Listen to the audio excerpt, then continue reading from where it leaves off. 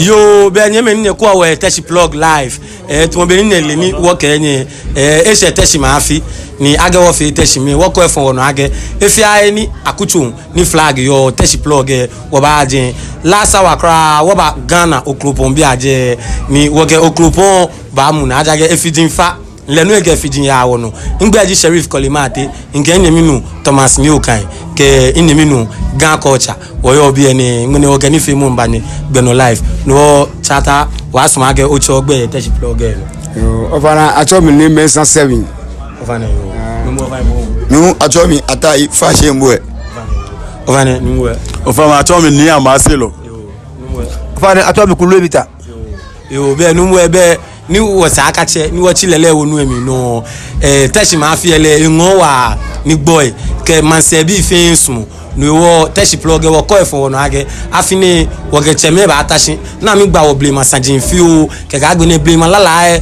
ekomi ni no mi afoko wo keke amige dwa man bi ato ime shiken klenda no wa agent ni wo ge wo sanigba ba cha no wonu onogo weapon wonu nshi o wa suma ge mene age wo ba Ghana bi aje ami tun wo weapon sha ga mi lala fam lala weapon yemi ami lala fam lala mi weapon yemi no ye si ba mi temi ka ge weapon te se weapon to motun alo kakra lo mi di weapon o irado ko question obi e ko wa ba je mi fi o weapon ni Ghana bi e bu ofin keje blame me bombo je pago ni je tuko pele na atata lo naganyi chi lalami wo cheme amelawa no be ni chomi age be Ghana bi enye lawa wallahi anye na cho ne weapon yo ni lala ko weapon ba suma age ne ge fon techi plug no ke woji wo san igba nshi imeji be wo ba yan lojo na ega oyan weapon lo mi le fi si fen ga bajala oyan weapon lo mi le fi si fen ga bajala oyan weapon lo mi le fi si fen ga bajala oyan weapon lo mi le fi si fen ga bajala atomi Ghana oklopon fi si fen ga bajala atomi Ghana oklopon fi si fen ga oyan weapon lo mi le fi si fen ga bajala oyan weapon lo mi le fi si fen ga bajala oyan weapon lo mi le fi si fen ga bajala oyan weapon lo mi le fi si fen ga bajala le fi si fen ga bajala atomi Ghana oklopon fi si fen ga bajala atomi Ghana oklopon fi si fen ga bajala oyan weapon lo mi le fi si fen ga bajala fa o manyaba yo be nye me ne ko we teshi plug weapon ni Ghana bi cho ngene ami gbla mi cho wa ge je kakla ge tun silala weapon anye ogo afin ya o ye sure kile se oje what e kenye fita e be ni eji me 8 no ni competition mi wa TikTok wa meni try man se keni bi sindan wa abite mi chata ye shiba mi masuma age mabibo age gbe Ghana mini banyena gbe Ghana ke fonye flag no ni o ni ana Ghana first bi ni wo ba ni na ye meji tafra te kafra ye meji apana mi si oji aguruwa amenye mi ahun ni ambachole Ghana na ambachole Ghana eni age aguruwa ajeji sentai keje sentai ko ba gugun ni di adeku bi asian ye meji ni wo ba ni na ji atakole me sapeme rafo me soni me amedi me ni abanina na amameha Ghana beba mashi kwashi bia ne ka ba fa Ghana na kan jeme shia mi die na ba yonpa ye dani afan afrika dani akaya kwashi bia ne yinoni woyo ne na kan no mi woyen wo chake ko wo ga ko fita ko lo fio ni cheme ye gbe ka na o yo no be nyin chable ma pan no lo na kan no beni wo ba ni na ye meje na kan no wo ya le shi kama ma bi no go fio we Ghana flag we je flag pesin oklopon ko mano ni gubran agenje gubran na ko oklopon ko esin akumi na efete ne na oklopon yo oklopon no lo na ye meje ameke ake amadebo ni yo ni na kan ni no amefe na kan oklopon ni chomi no wa ke amekrani amehie nibu ame ehame lojino na megema fragate ji first agudu wani ayen le afetu ni sala maite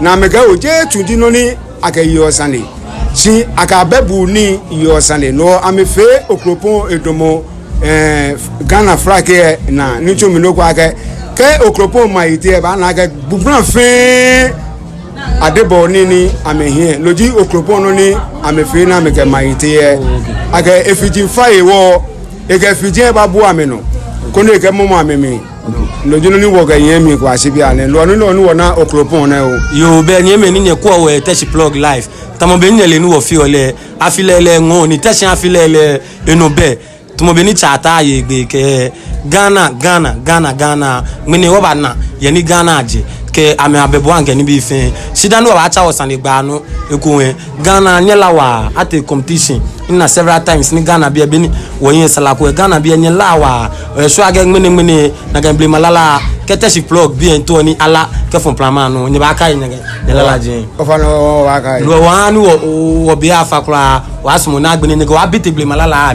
no ni nyela na age Ghana bia ni mene oblanya bia e ba mumi na mi ge chi oge anu kenye fere ogbogbon kane fage mbalo ogbogbon kane fage afile se ko maye ogbogbon kane fage mbalo ogbogbon kane fage afile se ko maye ije wo ma fi bi ni kuzu sanato ije wo ma fi Wabaja ìṣọ̀ra wọ́dì fẹ́jú fọ́ dání júlà bá lágbẹ̀.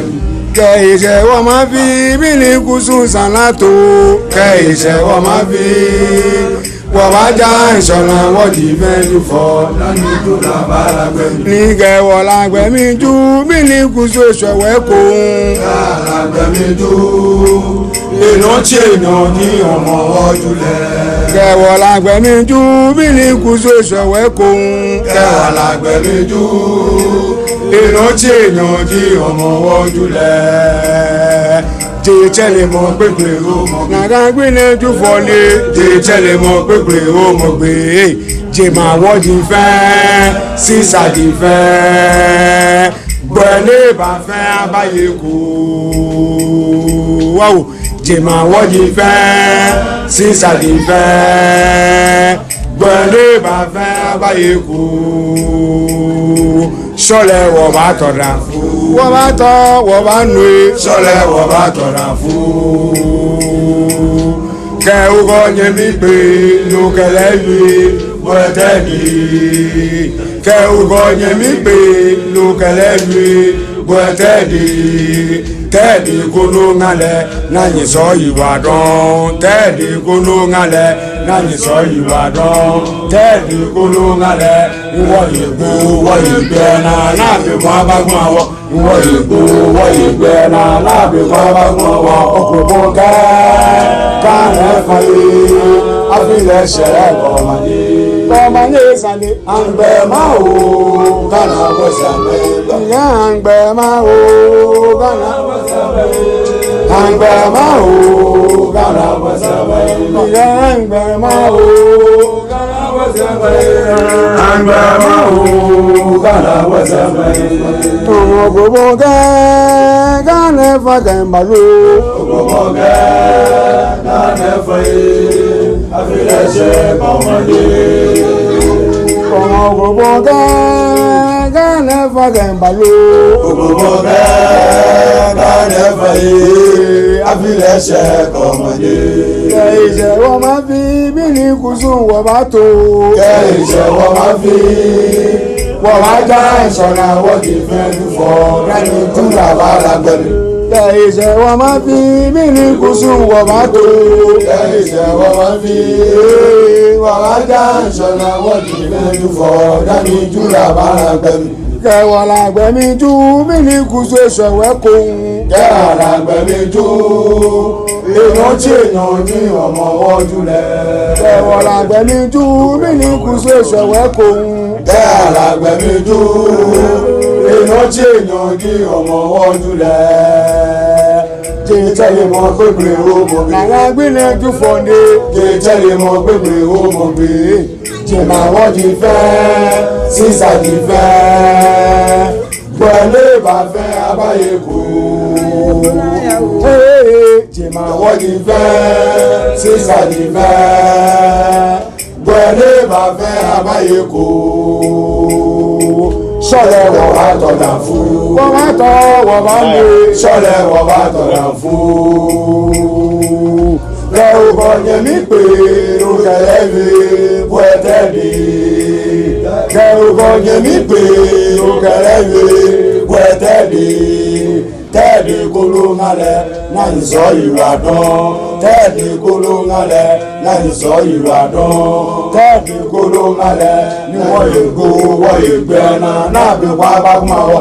Wọ́n yẹ gbó wọ́n yẹ gbẹ́ náà náà bí wọ́n bá kún àwọ̀. Òkùnkùn gẹ́ẹ́ kánẹ̀ fàyè abilẹ̀ ṣẹ́ lọ́mọdé. Lọ́mọdé sàlẹ̀ àgbẹ̀ máa hó kánà gbọ́sẹ̀ àmẹ́gbà.